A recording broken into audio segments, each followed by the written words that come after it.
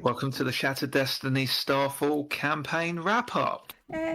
We did it, guys. We You survived. survived. All of our 4 heroes arrived to Starfall expecting some celebration, some light ticket gathering to watch the Starfall occur, trying to escape your trials and perils, and ended up saving you certainly saved the town from destruction. And some of its people. And stopped a cult of an amalgamated cult of various different evil entities from getting their way, which I think is a success. Yeah.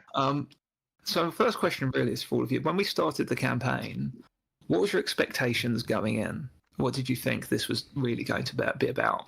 Because for context, I didn't give much away as to why. What was going to happen in Starfall. A few of you had things you wanted to achieve in Starfall. But yeah, how do you think it was going to go rather than the way it did? I didn't really know, if I'm going to be honest with you. I was so focused on, and I think it was very tax mentality anyway, and that kind of got me into the mindset of the character of he had his own things to do. The rest of it didn't really matter. The whole stuff that we did before session 1, it was all just to get him here because he had stuff to do here. And that was all of it. So I didn't really think of what else there was to come because Tax wasn't thinking that.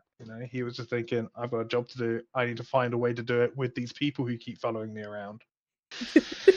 Can't get rid of. Not just follow you around. Definitely. Let's come back to Tax's agenda later because that definitely had some interesting moments for Catalina at the very least, and probably most of the party, in fact. Yeah. I thought. I think I expected it to be quite anti-Baron. Maybe that's just because of my backstory of having specific enemies within the nobility. But I think I probably expected something more along the lines of this town is run by corrupt officials and we're going to be murdering them in the streets, probably. What Anna thought. Anna loves but that's just Anna loves her me rebelling against authority. That's an Anna thing. Yeah. Gotta be a rebel, gotta bring the chaos, gotta change the world order. Yeah. I think every campaign you've ever played on Kinsaw. I like killing government officials. Mm-hmm. And in TTRPGs. Good out there. Good there. Yeah, come on. Yeah, that's a statement. Opinions brought forward by Anna are not replicated by Converge games. No matter how agreeable they may be. That's a clip. That's going on TikTok. So because your Aurora really was there she came with Catalina, I suppose, and that was you were kind of just trying to escape. Was there any other things you think you wanted to do in Starfall? God, it's so long ago. Yeah. But it's like in the intro you mentioned gathering tickets, and I was like, oh yeah, we were doing that scavenger hunt. I'm so sad we didn't get to finish the scavenger hunt. I was getting really into the scavenger hunt. It was surprising how quickly you guys got into that park. So I was like, I'll put in some like soft little things to like get you into the city, so you can start meeting the various people, and see who you caught on to. Because there were definitely some NPCs you went, this is our main NPC, this is the person we're going to. You didn't go back to General Store, you went back to Mistress Flowers. There was those kind of decisions. Back to how we were the original question. Catalina, how did Catalina? Sam, how did you? I think similar to Dan, kind of in Catalina mode, she wasn't expecting anything but escape and just trying to live a new life, so kind of wasn't thinking anything too far then. In terms of what I was thinking would happen, I didn't massively overthink it. I kind of just thought the star's going to fall, it's going to be apocalyptic, there's going to be a big battle, and we're going to try and win. Like, just, I had no idea. And, also I'd like to caveat that you said it would be like an 8-episode arc that we were going to be doing. So I just thought, we're just preparing. We're just kind of building up our skills and kind of getting to know people, building some allies until this event happens in like 7 episodes. Yeah, I don't do small and then, campaigns that until we continued. work this out. And as it kind of became clear that it wasn't going to be at 8 episodes, I was like, I still have absolutely no idea what's going to happen. I mean, I'd like to go back, Glenn. What do you mean you don't do small campaigns? This was a small campaign. Yeah. So going on to what I was prepared for this campaign, over the last 20 years, I have prepared myself for your campaigns the same time every time since. I clench my butt cheeks and prepare not to fuck up your world even more. And fail every time. And I fail don't think we fucked up the world that much. No, we didn't. This is No. surprisingly good No. compared to previous. Like we have the button to do so. Just do something with the heart, but you know. You made a lot of Right. interesting decisions along the way. That much was clear. And that's the beauty of giving you a kind of sandbox as well. I had a timeline, like certain things were going to happen at certain times, but then that would change depending on what you all did. I mean, you stopped. You prepared adequately. The Starfall was never going to fall on the day it was meant to. But you had the time to prepare, and you'd already done far more than I thought you would by the time we got to that. You disrupted so many of their plans. I obviously failed to distract you too far at a certain point. Oh, we were very distracted. I mean, right at the beginning, we faffed so hard. We I really remember did. When it was the ghost hunting episode, I think that's actually when we started to do some actual gameplay. There was a few things. We were just like having fun until that I point. forgot about the toilet. I mean, it does lead me on to two of my questions. What did we do well, and what could we have done better? Okay, well, there was one thing when you first went to the Fortuitous Forge, and the owner of the Fortuitous Forge said like, "Oh, I've got an important meeting. I'll be back shortly," and disappeared. The person that decided to go and sneak and follow them was Aurora. And I thought it would be like, I know, Kyle catch that. No, he'll go like, Kyle will be like, I'll be right back. And he'll hang outside the door and he'll listen to the conversation and he'll get some vital information. No, what happened was Aurora basically knocked on the door and then tried to spin Derelicts around in the chair to see who it was. I think something that we've I done was that there brought too. some I'm hilarity to the not just Aurora. campaign is the amount of times that we did stuff against class. Because that leads to fun. Sending Aurora to sneak attacks to talk to people, those kind of things always were funny. This was like the thing, and you'll notice this in future campaigns, everyone will with Anna, is like, if something happens and it doesn't work, she doubles down. She doesn't think of something else. She doesn't go for another plan. She just doubles straight down on the original plan and does it harder and more aggressively, and does not back down. Yeah. It's It's very, because very I funny. never have a second idea. It's because I'm dumb.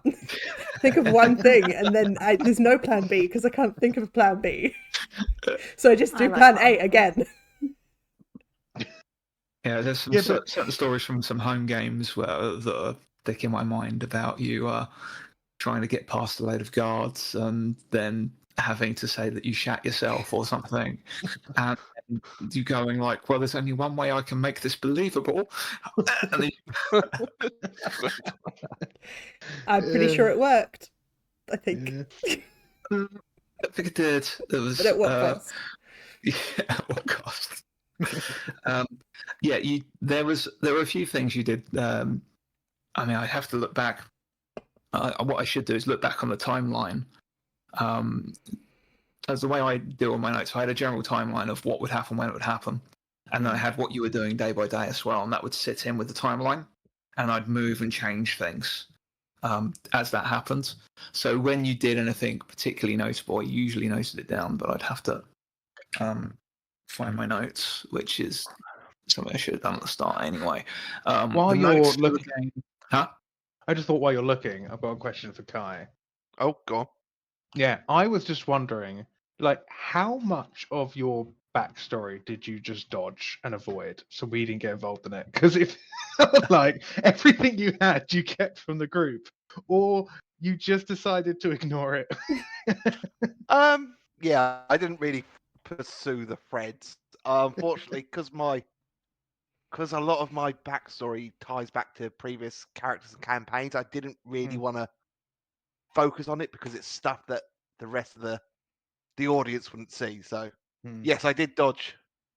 There were threads I could have followed, but it would have been taking the spotlight from what we were currently doing with the characters we were currently doing. And we had more original, more interesting characters to follow. Sure. So mysterious. It was very interesting to see which threads you ended up pulling. There was a few people I wasn't expecting you to get friendly with. Where is the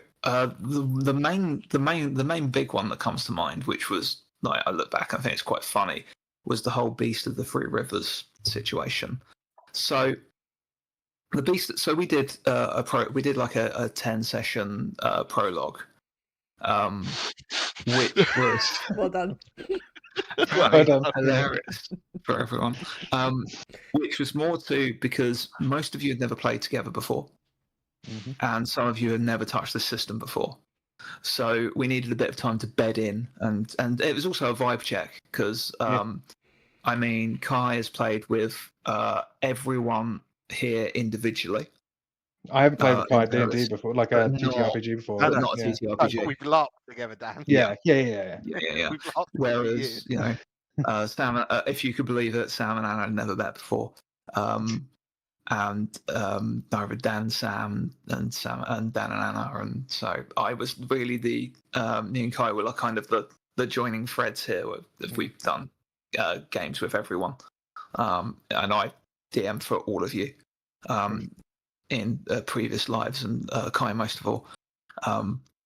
Tortured. 20 odd years. But then I think Anna's now like we must be coming up for like closing on 10 years now.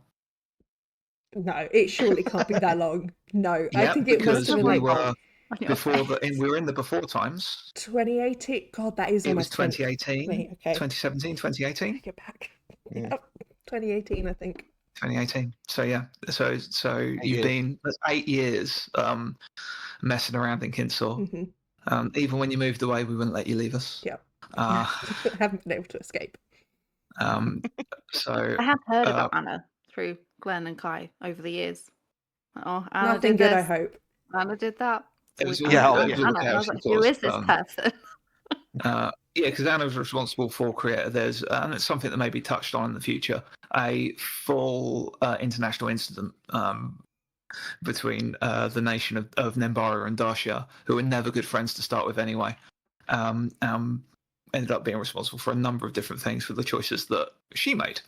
And the rest of the party kind of just had to do their best with the choices that you made, which was always fun. Because like the campaign wrap-ups, depending on the scope of the campaign, this kind of epilogue session was quite low-key for what I normally do. I always like to do a little wrap-up where we go over the various things, people you touched, and how and what changed because of that. But normally, if it's a big scope, then we'll go over like a few years and what the characters are doing, and that's led to some interesting situations, which usually have long-running consequences for the world. They end up being campaigns of their own. Yeah. But that's the thing.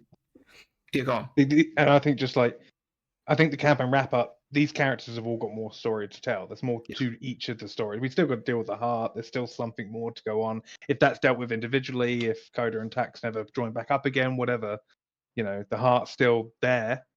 And either that's going to happen off screen and it's going to drop into someone else's campaign, or Well, I think we'll come back to the epilogues. I've definitely jumped ahead to the end, in fact, because I have a few things there that I want to talk about, especially the Greymere goodbye from Coda. But more of talking about the Beast of the Three Rivers, and I suppose that's why I'm skipping to the end, because not only was this one of the first monsters you fought in the prologue. So you went and worked for Captain Kern. This is where you met Kern in the first place. And you went and captured the Beast of the Three Rivers. Now, the Beast of the Three Rivers was always this character. I was going to ask that. So I always had it written from the start that this was that character. And there was a chance that you could have cut out the Element X the first time you saw them. We didn't know it was in there. There wouldn't have been quite so much revelation at the time, but still there would have been a recognition in Aurora and everything else, but probably may have kept a distance at that point. But yeah, so, and then when the Beast of the Three Rivers turned up to the circus, there was a chance there for you to get that information yet again. The circus was monumental in the way you cocked up.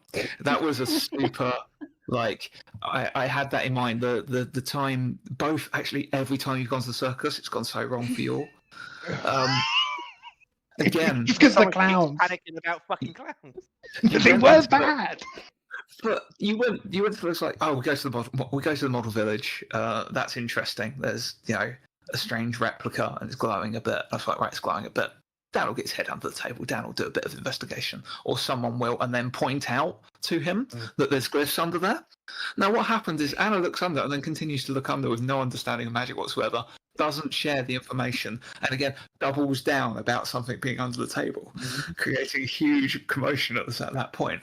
But that is one of those situations where you failed forward because you got and then failed again because you got a talk with Mourinho and he was being quite candid with you, but Anna wasn't playing ball. Aurora was not going to let drop her guard or anything else.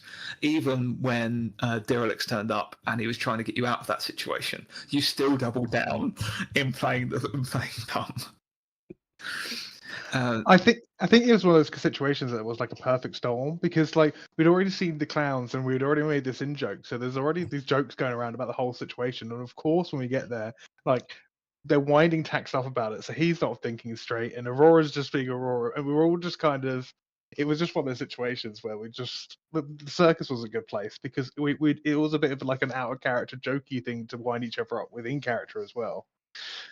That was the first time to the circus. Yeah. The second time you went to the circus. And the guys hang your head in shame. Immediately outed yourself. You walked in. So there was so much there for you to discover, because you had the Inquisitor and Father Fairfax, and they'd not reported back after investigating, and they'd been held underground by an interesting creature that wasn't the Beast of the Three Rivers that you never got to meet. There was something quite, and I'm probably not going to tell you what it was. It's dead now, so it's fine. But yeah, there was a creature there. There was a creature underground guarding them. So there had been a little bit of a fight to get through. So that would have been allies there that you could have gathered, and they would have been with you right to the end. But I don't know how much. Though. We didn't want them as allies. Yeah. We were not into them. But that was one of the things you did. One of the things you did really well was you turned the Inquisitor to your side. He was absolutely going to arrest a lot of you. There's always in if they fell into the trap, it was I had a note there if they fall into the trap, which they probably will, he'll arrest them all, and then they'll have to get themselves out of a very difficult situation or fight. But another one of my questions. Yeah. It leads me to another one of my questions. Yeah. Why did Tax think it was a good idea to sell guns to the Inquisition? So you want to? Shall I go through? Yeah, so this is leading to. So I think this is going to lead to the greater secret plot, the thing that bound you all together, which was the murder of Hestian Serrano, which was so at the start. This was pre the prologue before we started anything else there. We wanted to have. We talked about having a group secret, something that bound you together. That meant when you accidentally met back up, you kind of felt like you needed to hang around each other to make sure everyone was being on the level, which kind of bound you throughout the prologue, which meant you went to Starfall as more of I say cohesive a unit. A unit. Your encounter with Ergo straight away kind of made sure that wasn't gonna. That's another one of my questions. Did Yeah. Ergo make it, or did the wolves get him? Ergo was not eaten by wolves, Good for Ergo. but he didn't make it. Okay. Oh, Damn it. So there was a little bit later on, and this is something you missed. Dash was sending out a group to look for someone. There was a bounty post that had been ripped down, oh, and he was giving out, and you guys didn't look into it. It was quite a subtle thing, but it was very much like a, oh yeah, you're heading out. We'll be back in a few days. I'm pretty sure it was dropped at some point that there was a poster that had been torn down. There was a few different clues that were dropped, and so there were Way of the Fist that working for Dash that was sent out to get Ergo, and that piece was the piece that you found in Dash's chest. oh, okay. Oh no, you didn't find it in his chest because you blew up that chest. Yeah, that's Yeah. The other thing you did wrong, you detonated the chest. The inside that chest was a powered piece of Element X, Mm. and that was Ergo's piece. Yeah. Right. It Which you wasn't would've powered when Ergo had it, but it certainly was by the time Dash got his hands on it. Tax was in a really unstable place back then. All right. And in fact, well, the assassin was trying to sneak and steal stuff. I was trying to place a type there. It just didn't work. we had this group tragedy, which was the death of the murder of Hestian Serrano. Catalina being unhappy with her lot in life and the way she was treated by her husband, tried to get the hired killer, Coda Payne, to do the job. But what ended up happening was in the stables where it was where the murder was due to took place. There was also an arms trade taking place, and Tax apparently in the commotion accidentally shot and killed Hestian Serrano.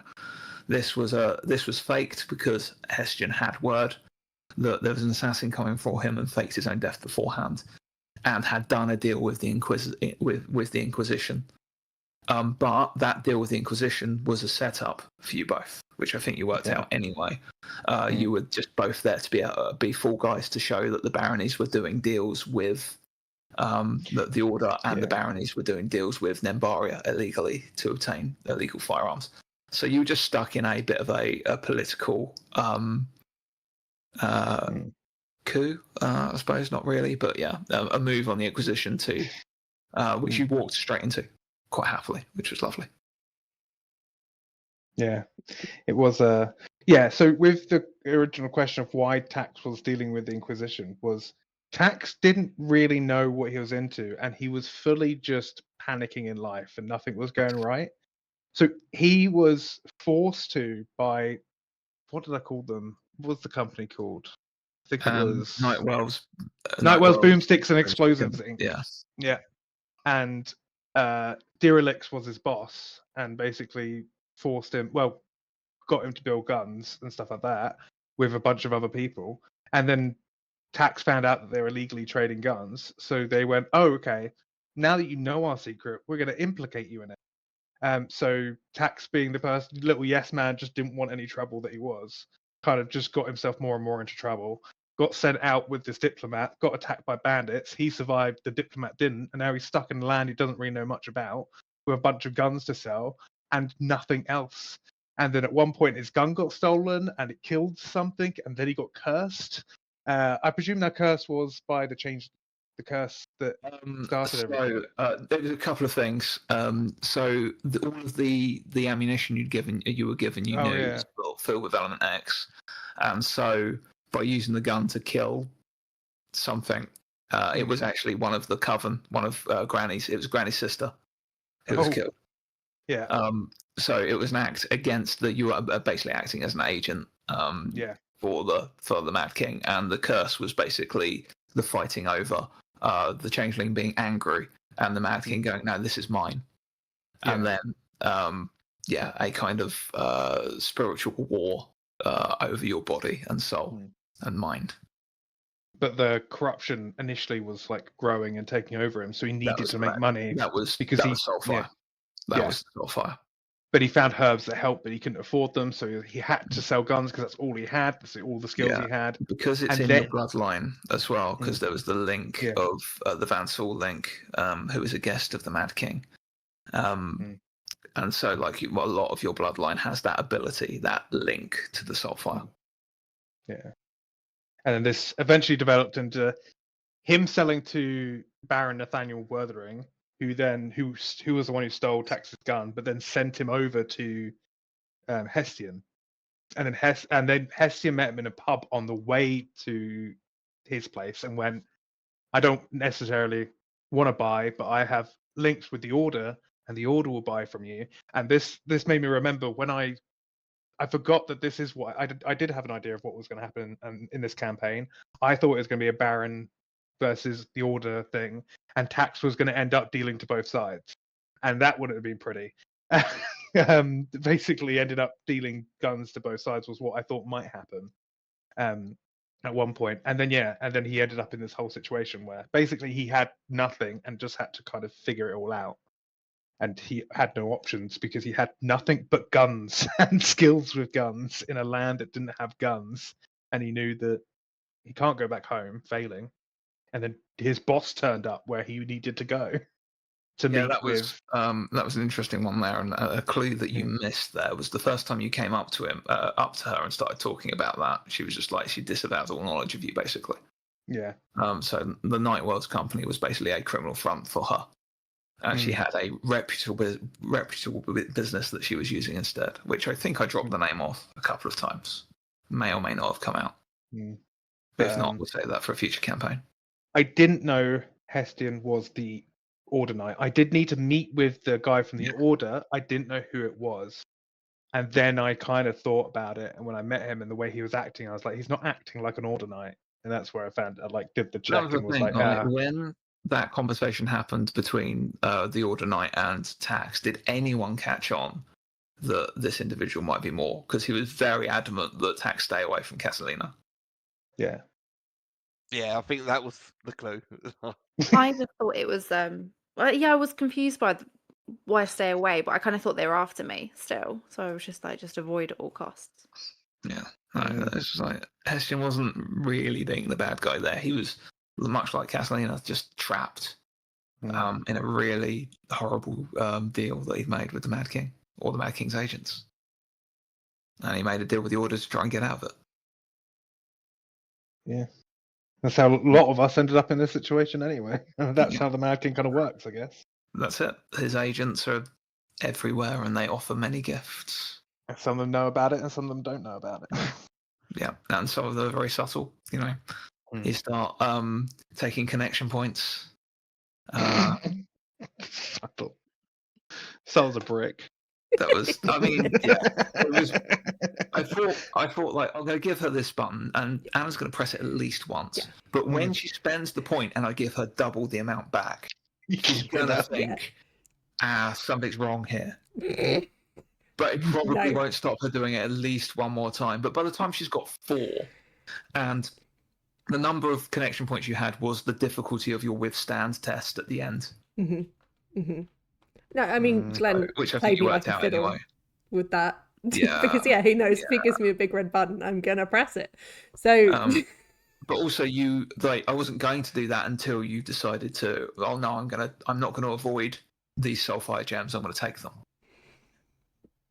So mad. I didn't mean to Like, take the ones from the guy's when head. it basically leapt out of Trinia's body towards you. And you were, there was no kind of, this feels a bit weird, that shouldn't happen because that seems way too easy.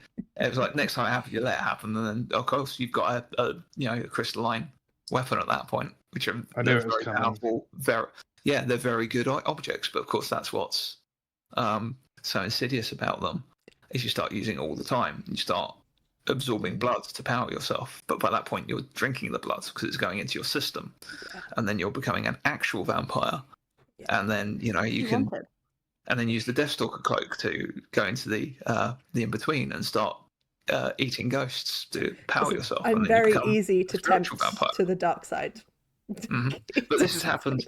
It's not just you that this has happened to in previous games. That same power has corrupted numerous other players before. Oh yeah, Tax did it. Becky most That of all. in a different way. Yeah. Becky most of all. Becky's responsible for Jaeger, who was mentioned. Mm. Who Was there became ever a the Mad chance that we King's, could have like- met Jaeger, or was that just Jaeger in the wasn't in background? town. Okay. No, I kept Jaeger out of it. But Jaeger's not that just powerful anymore. Yeah, You know, that just Jaeger a misdirect removed for all me? of their soulfire gems. Sorry, was that okay? Was that just an Easter egg for me? It was an Easter egg for you. It was an Easter egg for a few of our old school players that are watching or listening. And an Easter egg for me because I love callbacks. I love making, and it's also like a sign for things to come. You know, we'll have future campaigns that will mention characters that are here, that you've seen in this campaign. It's all part of the world. Everything done this way, or every campaign I run is canon. For that very reason, because it's got to mean something. It's more fun if these stories mean something. It's more fun if what you do in this campaign has an effect on the world, long term or otherwise. And that's always the ethos I've run in, because that's what I like to when I'm playing someone's games. If they say to me, "No, this is it. What you do here, I'm not going to run this game again," that makes me go, "Oh, I care now." Mm. Because you're taking this and making it part of your world. That feels special to me. Mhm. And so I like to do it for everyone else as well. And it's more collaborative and more fun when you have other people's inputs into how the world works and how it goes. Most of you have come up with parts of the world or different families in the world and different, pieces of culture in various different times. And it all adds to the tapestry of Kinsel, and that's what makes it special. This is not just my brain making a thing happen. The world is nothing like it was when it started. We've had at least 2 cataclysms since then. Fun. Well, there's probably quite a few other things that you did well and you didn't do well. Going back to the circus, I have one more question about the circus Yeah. before we move on. Sure. Now that it's over, and it doesn't matter if you know or not, what would I have found? What would Tax have found out if he did look under and looked at the ritual? stuff? You'd have been able to work out. I think you worked out a little bit about the delaying structure, but you also have worked out that there was a triangulation for where the target was. There were 3 points that were forming a triangle: the circus, the mausoleum, and the camps. There was a piece of powered element X in each of those pieces, which was basically acting as a targeting for the Starfall, because normally the Starfall would fall across this part of Corenia. You'd see it from Starfall itself, but the actual pieces of element X would fall all over the baronies. But it was just a case of this was a triangulation point. No, instead of it all being scattered, and most of it getting destroyed because it's all very small pieces, it would just be one big lump that would just fall down and crash. And that's the thing you did brilliantly, was with the stopping, with making good of the Exnar being assassinated. I think you almost stopped that from happening. We were close. We came so close to stopping that from happening, and that was the beauty of the dice rolls and the way the threat system works. Is the dice really do tell us what to do in this part. I'm only as mean as the dice let me for a lot of it. But you formed that barrier which saved the town, because the original plan would be town gets squished and then in comes the mercenaries to investigate, and then Dash turns on the Way of the Fist to begin the blood spilling to start their ritual, and then they use Keshi's blood to break the seal.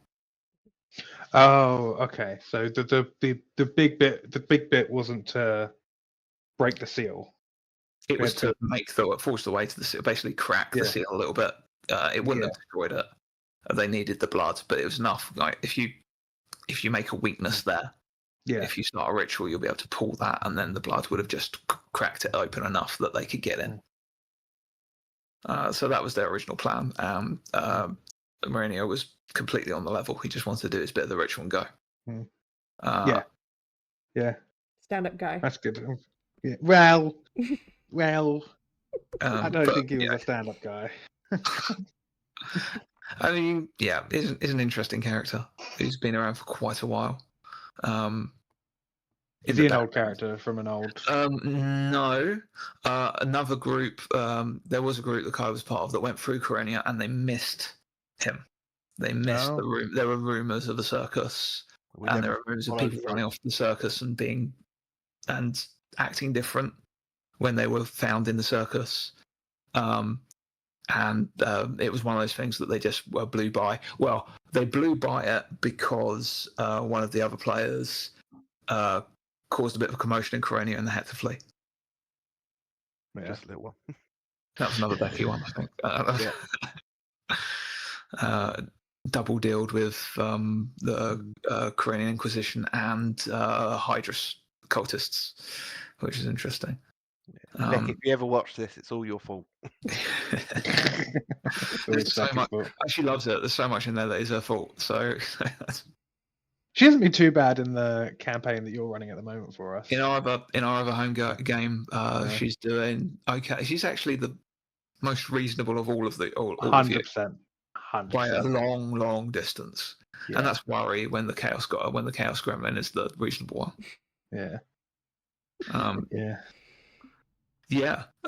So, have you got any other questions for me or each other about the game? So, I mean, I think we kind of might have answered some of this. So, why did Direlix attack the laboratory? Was it just so that she could move the element X for the targeting system? Yes. Yeah. So, it was because originally there was a piece of element X in the mausoleum, which was her original plan. It was powered. Yeah, someone moved that. It was in, The minute you took care of, what's his name, Blix, the old man Blix, Torrin? the ghost of Torrin Blix. The minute you took care of Torrin Blix and took that piece of element X away and depowered it, Dirix needed another source, another big enough source. So she had to take the depowered piece of element X and get it to a state where it was powered. Mm-hmm. And also, if you remember when you brought Lamort's back, he was like, "Oh, this is different." Also, there was enough power there to save Starfall, so it's good to deal with that lab because it could have been used to protect everyone, which it was. Yeah, although Direlix didn't know the extent of that power. Yeah, she's not smart. She's dumb, stupid head. It's not where her interest lie. She knew that there was another source down there, but didn't know too much about it. On the note of Direlix, obviously when Tax fully let Soulfire take him for a moment and I passed out due to full corruption, but I took her down in that last shot. How did she? Do you know how she got out? Did you roll to see what would happen with her? Yep, I rolled her endure tests to see if she succumbed to her wounds. She survived, and then there was a Deathstalker around. Oh, and they're on the same side. The Deathstalker that she originally summoned. Watching out for her. So it's probably good that the coda didn't go for her. And again, that Deathstalker wasn't in my head to bring in another Deathstalker, the unnamed Deathstalker. It was only because of the name dropping that occurred at the wrong time, the wrong place. Yeah. It was always a risk, but it's very much a case of Direlix got word of the name, knows the name, knew someone that was still hunting them, and so it was a way to get you off her back. And if she hadn't done that, she would have not been able to escape. Because that was also the thing you all did really well, was that scene when you were fighting Direlix. That was a great scene. Connect to the Soulfire and taking the risky approach to just try and change things and use it to your advantage was really interesting, really fun. I think it was a moment where we all got really comfortable with the system. I think it was the moment we all started playing with things more. It's the beauty of the dice pool system and the way and the flexibility of it. Is you can try anything. It's just obviously it will be more difficult if it doesn't sit quite right within the narrative, depending on how feasible it is within the story. That's what I really like about the system is there's just so much, you've got so much scope for what you can do. It feels quite narrative and fast. How did you find the combats and the difficulty? Your combats are always perfectly difficult. I always feel Yeah. like I'm on the brink of death, which is Yeah. perfect. It's like the first combat of the day, we burn through some resources, we come out all right. And then you just pagger us, and then it's to the point where, like, because I got to the point where, as Tax, it was like, okay, I'm blasting. Oh, everyone else is now, like, low on armor, like, all their armor's gone. And especially, like, near the end of the campaign, where I realized, oh, they want Aurora's blood. I need to, like, protect Aurora's blood as much as I can. Oh, Catalina's only got one wound box. I've just got to cast armor as much as I can. I think, I'm no longer doing damage because I've got to try and save everyone. yeah, Well, yeah. not save everyone, but stop the bad guy from getting the thing they want. It's the beauty of And- that attrition system as well, and I've done it when I've played.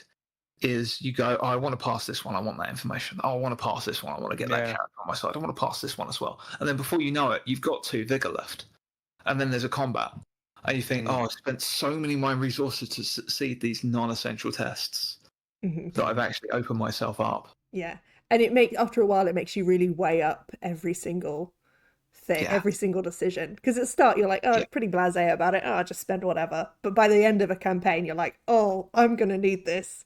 I don't, you really. I really like that risk reward and that choice of how much do I want this? How badly am I going to push this? And when the dice turn up, it feels fantastic as well. Mhm. But it's also nice that when you get to those situations that you want to push, one bad roll doesn't stop you from succeeding. It's like, actually, no, my character does have it in them. Or if you make a good speech, but you're a low charisma character, and you're like, oh, I didn't feel that role represented. Well, I have a resource to spend to make it represent how I believe it went. Yeah, you can really push that, and I mean, it might hurt later on, but you can go like, you pick your battles and you go like, no, this I see my character just pushing everything to succeed. I found it really liberating in the system, because normally there's most other systems we play, it's like you roll and that's your result.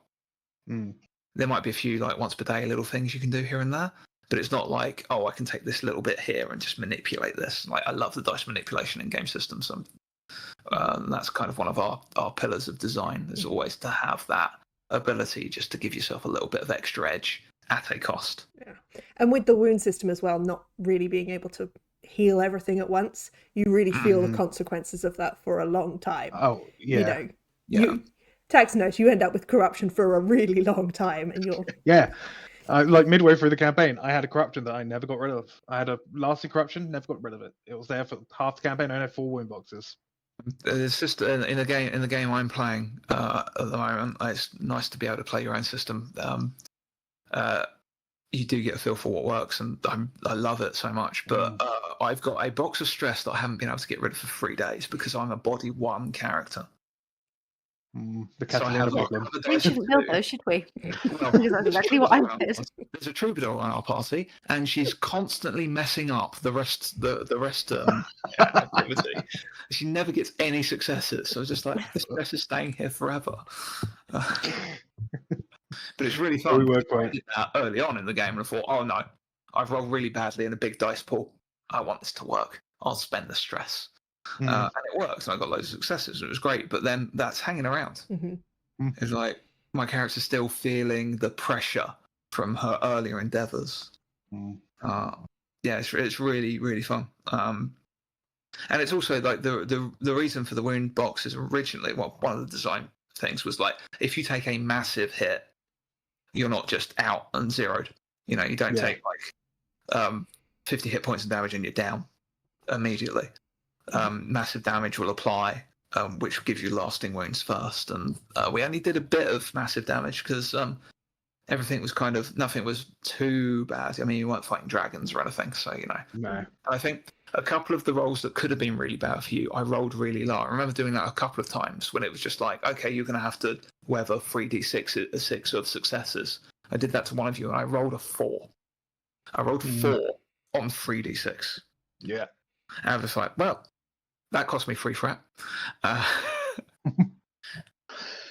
Yeah, it definitely embeds a different start, and it changes how you fight depending on where you are. And that's what, in other systems, it's kind of like, oh, well, I do one thing, and until I can't do it anymore, I'll keep doing that. And yeah, maybe as a healer, you might change strategies, but like, you really adapt what you're doing in the fight. Like with Tax, he started off like doing little spells, and by the time he built up momentum, I could start like I'll just do a couple of blasts here or there, and then it'll get midway through the fight, and I built up momentum because that's how Glyph Weaver works. And the next thing I know, I'm just taking out 2 enemies without really blinking an eye because I'm using momentum, but that generates me more momentum. And then suddenly everyone else is starting to hurt, so I need to cast armor. So now I'm not doing damage because you've got to change your strat in the fight all the time. And it definitely develops into these fighting strategies that one fight is never the same as the next. You might start off and have the same kind of moves, but generally, you got to differ a lot. With the dice pool system, you can also take some. You can also it just works with the narrative. So I can look at how many dice you do. You can narrate what happens. It just feels a little bit more cinematic. And also, how did you find the like the hero phase, antagonist phase situation? So you all go at the same time, and then all the enemies go. It definitely helped with. I know we didn't do much strategizing, but imagine if we had. Yeah, imagine. I tried at the end. Yeah, it's quite fun because you can really work together. And I think a lot of you were like, "Oh, I'm going to do this. I'm going to do this. Go with this." And you see Sam going, "I could have done a song for you all," and you would have all been. Yeah, I mean, it was quite difficult early on because I didn't know what was helpful. Like, if I didn't know what people are going to do, like, how's your momentum? Is it useful to give you more momentum? Like, but I think towards the end we kind of cracked it, and we that one song on repeat. Yeah. The problem is, I could have done more. I just never had the resources to do it. So my nominated hero being like Aurora didn't have that many successes sometimes. Yeah. Oh, it could be worse. And I didn't fail enough. Like, I was very mid. So I didn't build much momentum, and then I'd spend it just as quickly as I got it. And so I couldn't do that much with my tunes as I would have liked. And I think that's more of my character build than anything. Like, I felt quite limited when it came to combat with what I could do. So I think is that more of a first time playing the system sort of thing. Yeah, that's. I built based on my character rather than really like. I know some people would really like scour that rulebook and be like, okay, right, well, I'm going to need this, and if I'm going to be doing recover rolls, I want my best chances, and that's not who I roll ever. I do. What's my character? Who is she? When I build characters, I do similar. I go, they'll have this, they'll have this, they'll have this, and the rest I will spend organically, which is why I love the potential system, because you're able to go like, oh, I'm going to level up this now because I've done more of this, or I really need this now, and I think the character would put more of their self into this role, so I'm going to spend that potential right now on this role and immediately roll the extra dice, which I love. Love it when that happens. It's great fun. It really tells the story of the character as well. Like, Tax ended up with a 3 in body, and 3 of my potential were put on endure. And actually having 6 in endure saved me so many times. It's like, yeah, he's a bit of a frail wizard, but actually the one thing he can do is just keep on going. And that's what he's. And then I look back at his backstory. It's like, that's what he's been doing. He's been enduring, and that actually reflects really well. Yeah, like it means the characters kind of organically grow rather than just, oh, I level up, I get this.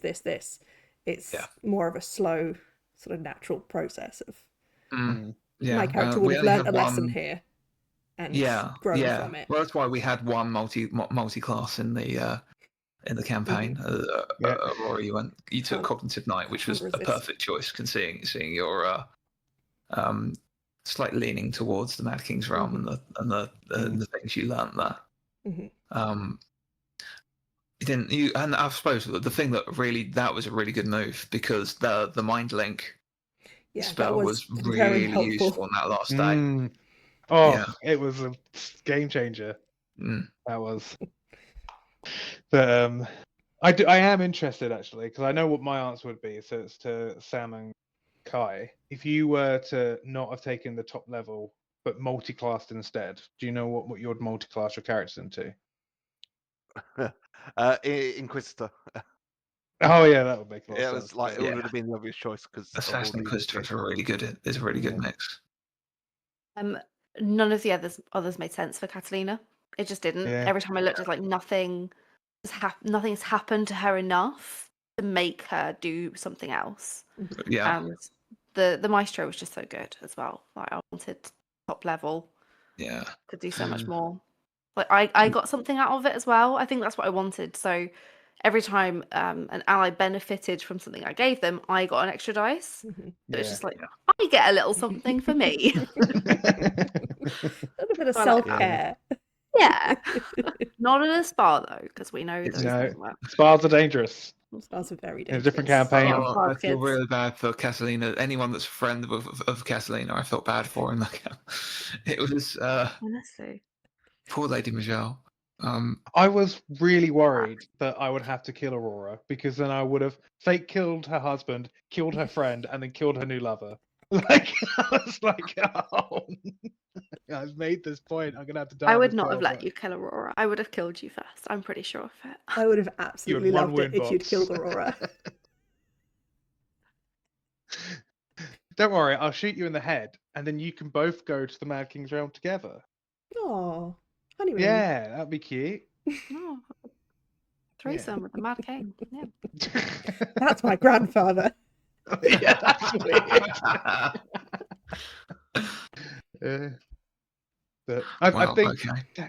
Tax would have taken Evangelist if it wasn't a presence-based class. So I was thinking, what would it, just because he had his religious edition.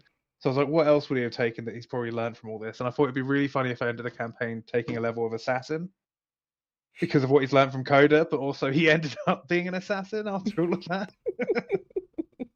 And also when I do blast on my marked target and then I can re-roll all the dice. Oh, that sounds great. You could have gone into Stargazer and started taking void magic. Yeah. If you'd have taken the darker path. That was a question I had actually with Tax. Yeah. Obviously, he chose the changeling side of things. Yeah. Because he kind of felt he had to choose one or the other. But Yeah. you've made it quite evident that he had kind of three choices: leave them both behind, choose the Mad King, or choose the changeling. Yeah. How would he have gotten out of the curse the general situation is in if he didn't choose a side? Because it seemed like they were both warring over him. You'd had to have found another solution to cleanse yourself, which is possible but difficult. There were a few ways you could have done it. I mean, I pushed about the Compact's Grace and such. You could have gone on a bit more of a alchemy tour, and really worked on that, but that would have taken precious time. Mm-hmm. I think that's the case because the third answer is not the easiest. The easiest answer was giving into the Mad King, and probably the most dangerous one. You took the middle ground answer, like forming a bond with the changeling, doing the work, which was really interesting. I didn't expect that at the start.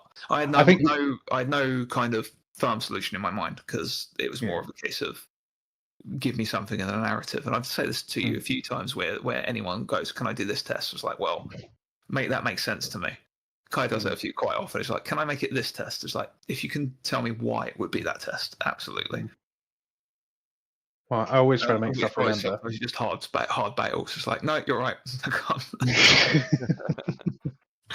it's that want to always want to use your core, your most powerful skill, but it's not always going to be adequate for that situation. That's why you've got other party members that you can lean on. Yeah. Because between you all, you had most things covered.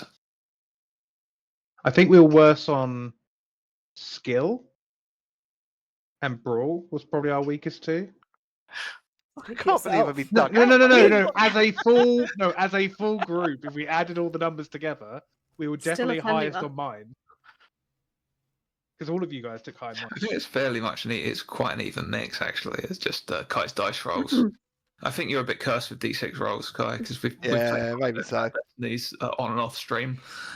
Your rolls never seem to do well for you. No, D6s don't like me. Yeah, D6s always years of playing Warhammer. Yeah, they abandoned me when I stopped playing Warhammer.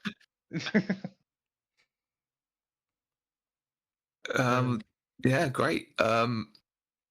You mentioned a couple of plot threads that we missed, like the Three Rivers guy and various other bits. Are there any really huge ones that we just breezed past and never even followed? So Three Rivers almost certainly, and I gave you a bit of a do-over at the end there, but that was also because of the fact that you killed Glendorn. So you made Trinia basically run to Mourinho to do a deal to get herself some backup. What was the Um, three-headed thing? so- Was that something So yeah, specific? this is yes, it Was was. that So, people that we've met? So remember, I said there was a creature guarding Fairfax and the Inquisitor that Mourinho had made. That was that creature. Okay. And it was. So you left. It was all the pieces of the thing of the people you left up with Mourinho. So it was a combination of what are their names? Cat. It was Fen, yeah, and him, and there was another one, and Glindor. Okay. Oh, Okay. In this like horrible amalgamed abomination, fun. which was every time you killed something and it could have been delivered to Mourinho, he would have just added it to this stitched together, and it all had clown makeup on it. Nice. Oh, I wish we'd had a closer look. So just No. circling back real quick, when you just said you gave us a bit of a do-over with the beast at the end, Yeah, I was having a wobble. I was just going to stab it and finish it off, it was a last-moment decision to try and slice out the thing. that was in my mind that you might have done it. You might have taken the part. It's like this creature is clearly suffering. We'll just put it out of its misery, and that would have been fine. Yeah, that would have been a choice you made. But that was it was kind of. But now again, you wouldn't have had that had you not have done so well at the camps. Yeah. Because if Trinia didn't feel like she needed that backup, and she had all of the cult at her back in Glendorn, and maybe even Dash as well, then she wouldn't have needed that. Because again, like you pushing through, like you did on that last day, was what saved the campaign really. Because you could have stopped and taken a rest at any time, but it would just have made those other things. You took the hard path when you needed to, I think. So like when it mattered, you really stepped up and did the job. It was great. The fight with Derelix in the tavern, that was we literally had nothing left and started that fight. Yeah, against two robots and a gun. Yeah, I looked at that and thought, I don't know how there was a couple of fights where I went, I don't know that you're getting out of this, and that was one of them. That one and probably the fight with Dash, I think, because you went from Deathstalker straight onto Dash. And I thought, I don't know, but luckily, because you did the work with the Scion, so you had that. Again, that was an ally that you brought in that saved you. Having that ally meant that Dash wasn't able to concentrate properly on you, and then you for a Kern's hammer at him, various other said magic wouldn't work. No, and that's been done before against the Von Worthy, who are immune to most magic. They're immune to the magics of Kinsor. There are clever ways of getting around that. They're just like, okay, I can't cast magic on them. But you see like other parties go like, well, we just use magic to buff ourselves instead. If I make myself stronger and hit you, well, you're not immune to me being stronger. You're not immune to the force of the thing I used to hit you with. Same with reorientate. If I drop a rock on you with magic, you haven't been hit by magic, you've been hit by a rock. Yeah. It did make me sad. When you threw the horse. The horse was. Yeah, he tried to. Yeah. One of our no animal cruelty rules. Immediately, you're like, nah, horse. The second you mentioned that horse, I was the like, horse gets hurt. I'm going to look after that horse. And then Tax immediately just threw it at someone. That's why he just went. He rolled up. He got up. It was looked quite startled, but nonplussed, and wandered off. You know, it's fine. Yeah, it's what happens all the time. to any animal. Yeah. People don't care about you. Do what you like to people. People are horrible, but you know. Except Albert. Albert was lovely. Albert you can't hurt Albert. How many times did you go, if they don't do this right, Albert's dead? How many times did you try and kill him? I kept him alive. Put Albert in that much danger. You literally tried to kill him. You got him captured by Kern's men, and we had to Dash's men, and we had to rescue him at some point. No. We put Oh, Albert we in danger we by put him in dropping Albert's danger. name. Wasn't Glenn? We did that. Yeah, and then Glenn rolled with You it. name dropped that, and you almost got him killed. I was not putting Albert in any danger whatsoever. You dropped his name. That was a choice you made as a party. And I can't remember who said it. It was great, and it made me go, "Oh, hang on a minute." Yeah, and that was but that was a really fun session where you just had to do a mad dash to save Albert. Yeah. But that's sometimes the best way of threatening a party. You know, you just Yeah. find the things they love and threaten those. Yeah.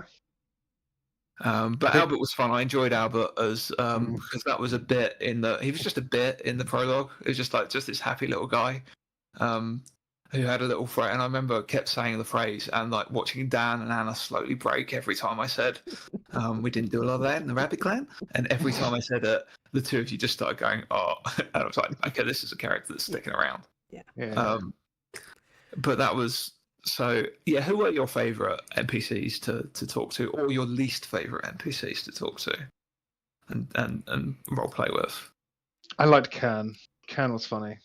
I also liked And Kern. by the end with Tax and Kern, I liked their relationship by the end of it all. But I very much enjoyed the Gravekeepers, the grave diggers. What was going on? What was going on in that house?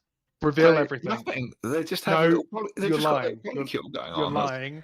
What dodgy thing was going on there? They were involved in this cult somehow. And there were the candles as well, and they were the only ones that. Sometimes guys are just guys, and can't take that. You have to, and you have to. Yeah, sometimes guys are just guys. It was I don't know. Sometimes you have a voice, and it's just like this character needs to come out now. They were running some kind of scam with candles and grave digging. Like situation? I don't. No, they were just people living their lives. I don't believe you.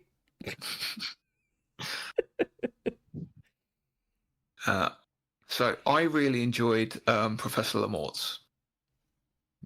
Just because of how difficult I could be with him. And how much you all hated him. Again, a character that was a bit of a bit. And I was just like, no, I'm just going to do the thing, and he's going to be a problem until you deal with him. And he's going to keep being a problem. Mm-hmm. Yeah. Until you deal with him. Mm-hmm. He was the one person Tax wasn't nervous around, because Tax had dealt with people like him and knew that he wasn't listening to anything Tax was saying half the time, so he didn't have to be anxious around him. Mm-hmm. Dritchard, although we didn't see much of him in this campaign, he was mostly from the prologue. I'm glad we didn't see much of him because he was fucking annoying. I loved him as a character. I hated dealing with him. And his voice, I couldn't take seriously. Yeah, that again was the character was a bit of a bit. I was just like, you know what, this would be great having this because it is like he seems really silly, but he has such a dark he was doing such dark things and such a tragic backstory, and that was just like that really appealed to me. Mm-hmm. That's why I was happy we saved him rather than killed him, because as we learned more, it was like, oh, poor guy. So annoying, you just kind of let him get sacrificed at the end, though, didn't you? Yeah. Did he? Oh yeah. Oh yeah, they got sacrificed. It's for the best. He lost his wife. He was grieving. You know, we better just put him out of his misery. And our Salvars. We never have to hear him again. And I obviously really enjoyed the Blixes, both Agatha and Henry, because like Lady Blix was just fun, just like make you all feel awkward, and Henry was great again for like just fanning the drama, for like between like Aurora and Catalina, and then like making Tax uncomfortable. Which was accidental, because I think there was that thing about the book, that line. And I was just like, oh, okay, actually, this is getting a bit romantic now. Accidentally. Very intimate going into someone else's book.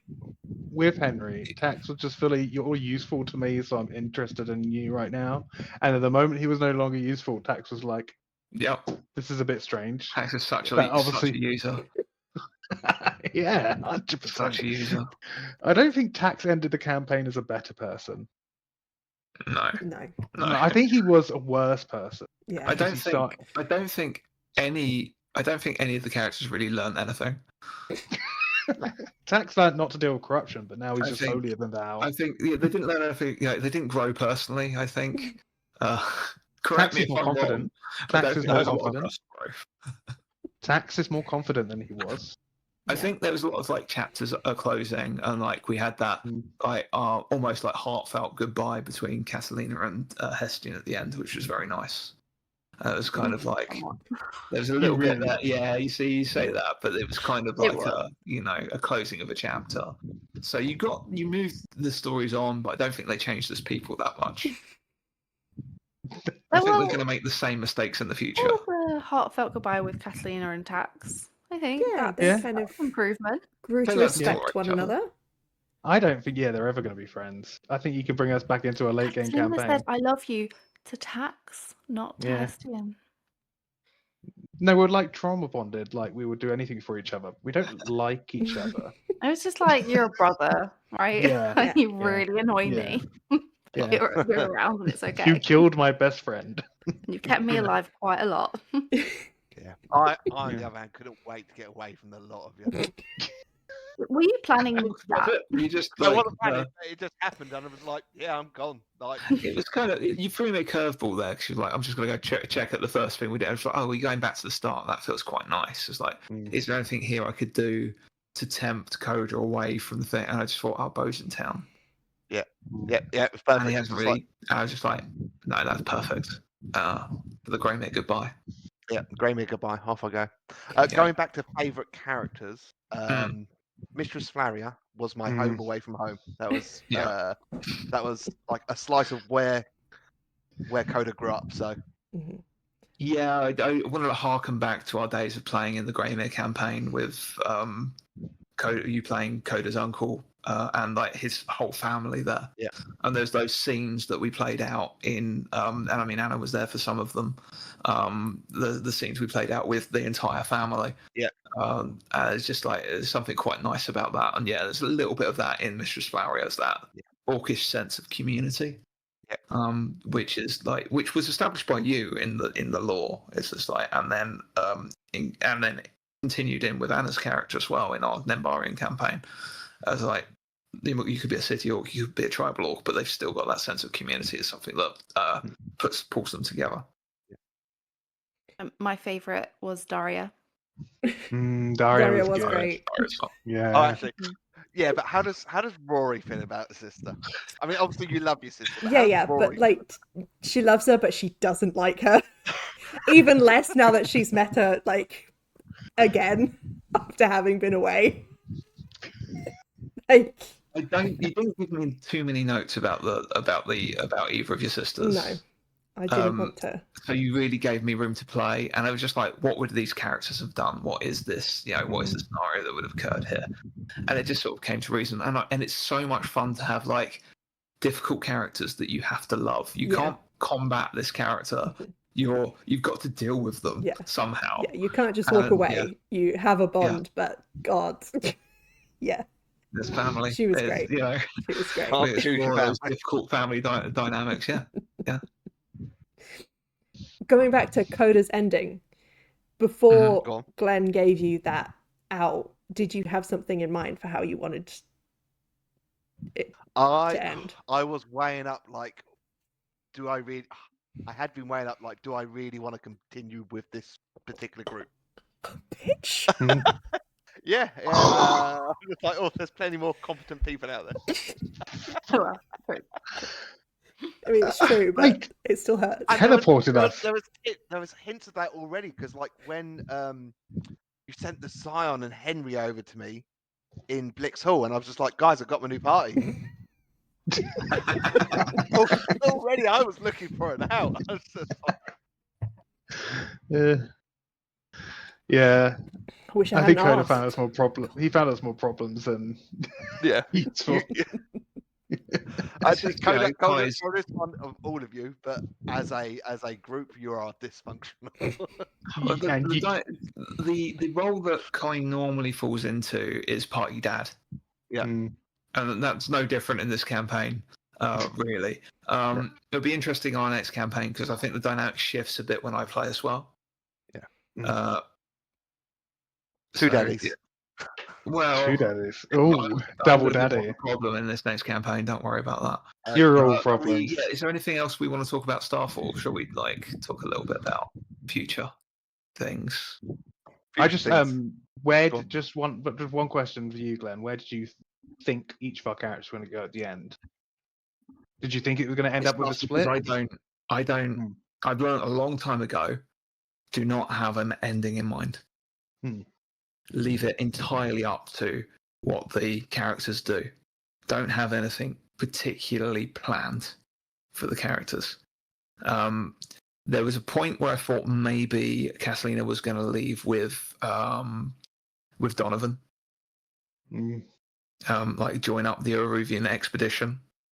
But because of what happened with, because I mean, again, there's allies there that you could have convinced to stay, but because of what happened to Lady Michelle, it was just not going to happen. Had they have stayed to the end, then I think there would have been more of an opening to go with Donovan.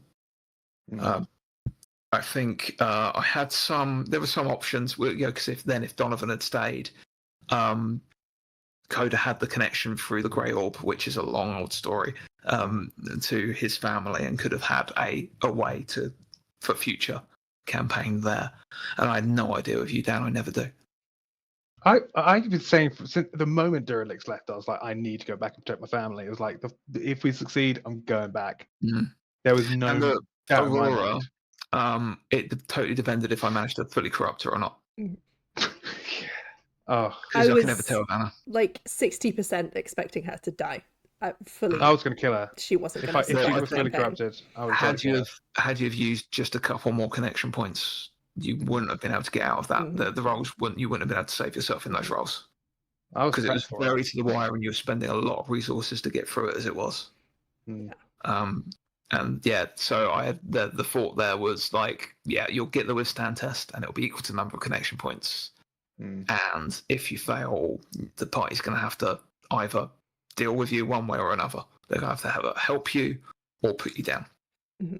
You chose to help, so that's why that whole last combat I was going last, because I was like, the moment we take him down, I need to deal with Aurora, because I know for a fact if the Mad King can control anything, all his other allies are out, but Aurora's really connected now. But also, I gave Anna power, narrative power there with those points, and there was obviously a massive downside to them. But they were so but juicy. it was very much. But you saved Henry, and you saved your from the observatory from being destroyed, and for all of you being a lot more injured with it. So I think it worked out quite well, because then that allowed you to get to the temple and teleport yourself. Which I think if you'd have taken damage there, you would have just had to have rested where you were. You wouldn't have felt able to go and deal with the problems in the town and mount the defense of the cathedral. So quite a few. So it worked in your advantage in the end.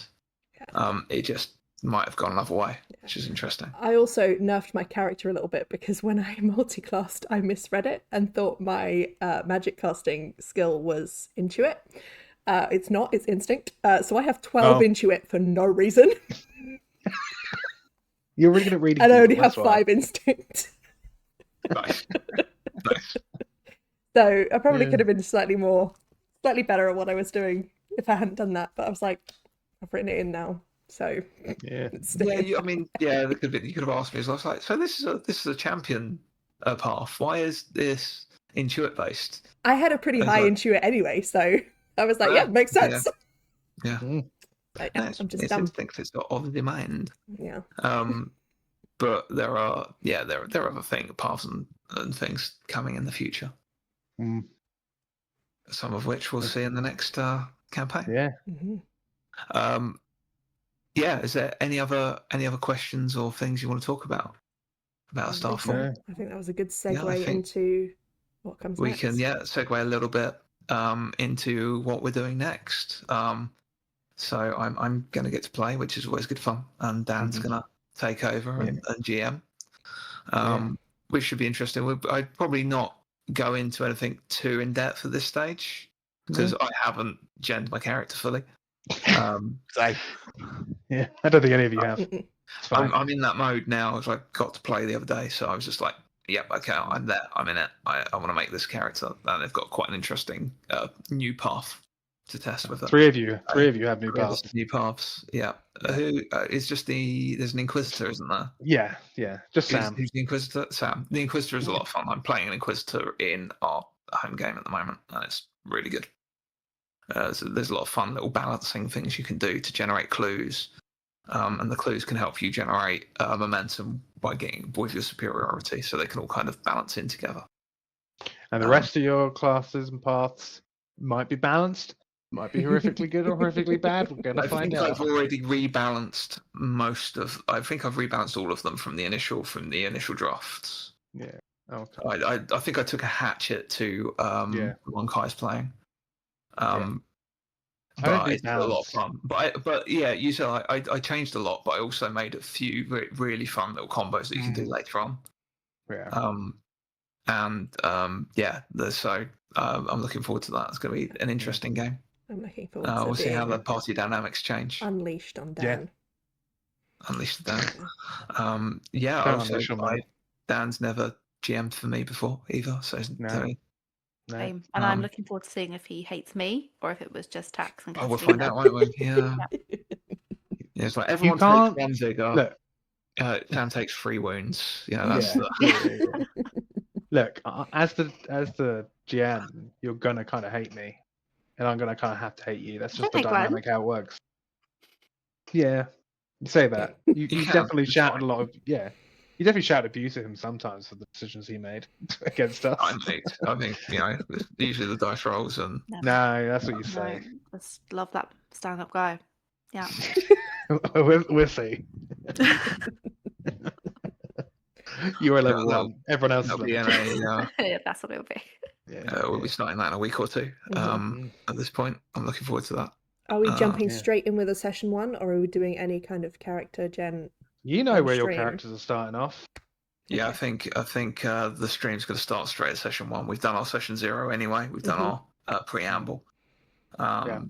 We've got apart from Kai, a ton of backstory, which is quite reserved from Dan. I got maybe 4 pages of backstory, which is like when he sends me character backstory, he sends me about 10 pages minimum. So can't help myself. But it's fine. It's an interesting setting. A delve into some forgotten history of Kinsor, which is going to be really interesting because even I don't know where it's going. We've got plenty more campaigns for the future as well. But we'll talk about those ones when we do the next wrap up. Yeah. Well, my wrap up. Yeah. Ugh. And in this campaign, Anna, our characters are very unlikely to fall in love this time. So you never know. You never know. Opposites attract. Maybe. Let's continue this spark. I work on a voice still. I haven't found my character's voice yet. That's the only thing I've got. Got maybe 2 weeks to think of something. That's the first bit I got. I did have mine, but then I kept thinking actually it doesn't make sense in Dan's world, so then I've changed it. Do what you want. I don't care. Just have fun with it. Quite a small microcosm, so there wouldn't be a massive array of accents. Yeah, but it's also D&D. It's also like a TTRPG, so it's a lot more fun if everyone puts on stupid voices. So yeah. I will have a different voice from my normal voice, but I'm not sure exactly what yet. I need to walk around my house talking at myself a bit more until I find the right voice. Yeah, that's it. That's how most normal people do it, right? Absolutely. Yeah. Car drives. Yeah, car drives. You can't think of voices if you can't practice them. It's just that.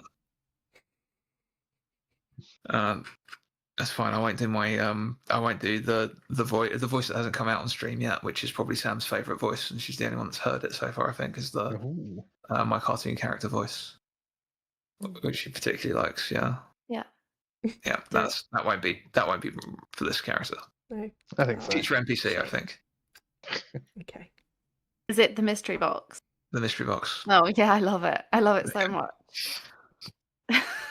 He plays a mystery box, literally, and someone's selling a mystery box, and I cannot tell you how many times this campaign that we have gone back there just to buy this mystery box to get him to do the voice. This is great. Yeah, it's become like the And money also, I love a sink mystery box. for Who the doesn't love a party. mystery Yeah. treasure? Ugh. Absolutely. It can be anything, and sometimes there's really good stuff in there because you guys just roll high. Yeah. Like fun. Yeah, but I will certainly, I have a plethora of voices I haven't used yet, so hey, who knows what's going to come out? Looking forward to the Yeah, I smorgasbord think of I accents. think that. Join us. What are we calling it? What's it going to be? What's What's going the to name be? of this one? The next campaign? Shattered Destinies Van Killer. Oh yeah. Okay. Van Yeah. killer. We have to kill a van. Yeah. Off the road. Thank you. Killer Van. Yeah. Spoiler. It's actually set in 2026 England. No. Oh, I've got to change my voice. Okay. No. 2026 England. Yeah. You're all stuck on the motorway in Operation Snap. No. Operation Brock. There's not a van in sight, just lorries. Stop this now. Mhm. Stop this. This ends. We have to cross the M25. That's the extent of the Yeah. campaign. Just going around in circles. Okay. We're on that note. Any final thoughts or questions before we close off the wrap up and we say our farewells to Starfall? Mhm. Just the normal one. Thank you very much for running another game Yeah, for me. thanks, Mhm. man. Yeah. Always, Yeah, great. it's always a pleasure. Another fantastic This has been a campaign. real first time we've run with this group. Obviously, I love playing with you all anyway, but this group is very fun. You all gel in such an interesting way. So I'm looking forward to and I'll probably wreck that when I start playing. So Ruin the system. ruin it all. Yeah, no, I'm looking forward to it. Well, thank you very much, all. It's been a fantastic campaign. Really looking forward to Vancouver, and we'll see you then. Yeah, we'll see you soon. See you soon. Goodbye. Bye.